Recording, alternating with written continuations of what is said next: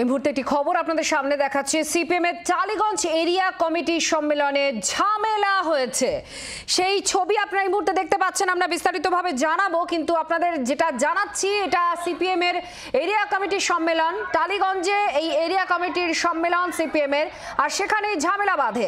কি কারণে ঝামেলা, কি নিয়ে ঝামেলার সূত্র, বিস্তারিতভাবে জানাবো। কিন্তু যে ছবি আপনারা দেখতে পাচ্ছেন, রীতিমতো যে ডায়াস, যে মঞ্চ ছিল, সেখানে উঠে পড়েন কয়েকজন।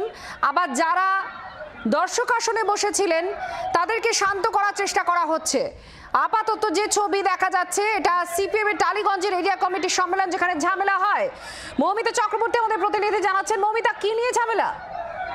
দেখো, সদ্য বহিষ্কৃত সোমনাথ ঝা, তার বিরুদ্ধে যারা অভিযোগ করেছিলেন, সেই মহিলাকে আরো মারধর করার দাবি জানান গৌতম গুহ রায় নামক এক এরিয়া কমিটির সদস্য। তার কিছুদিন আগে ফেসবুকে সেই নিয়ে লাইভও করে দেন গতকাল।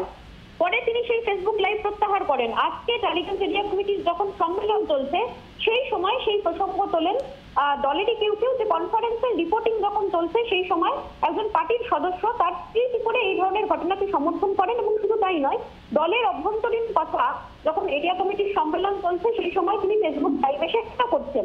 এই সময় কথা কাটাকাটি শুরু হয় দুই গোষ্ঠীর মধ্যে। শুভজিৎ দাস ওরফে টুকাইকে মারধর করেছেন রিভু চ্যাটার্জি বলে এক এরিয়া কমিটির সদস্য।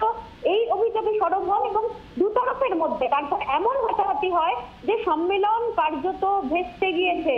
গৌতম গুহ রায় বনাম অন্য পক্ষের যে হাতাহাতি নজিরবিহীন ভাবে টালিগঞ্জ সিপিআইএম এরিয়া কমিটির সম্মেলনে আজ হলো, তাতে কিন্তু একটা জিনিস স্পষ্ট, যে আজকের সম্মেলনের যে রিপোর্টিং, সেই রিপোর্টিং এর সময় একাধিক গোষ্ঠী দেখা যায় টালিগঞ্জ এরিয়া কমিটি এবং তার 2 নম্বর শাখার, তারা ইনভলভ হয়ে পড়েন নিজেদের মধ্যে হাতাহাতিতে।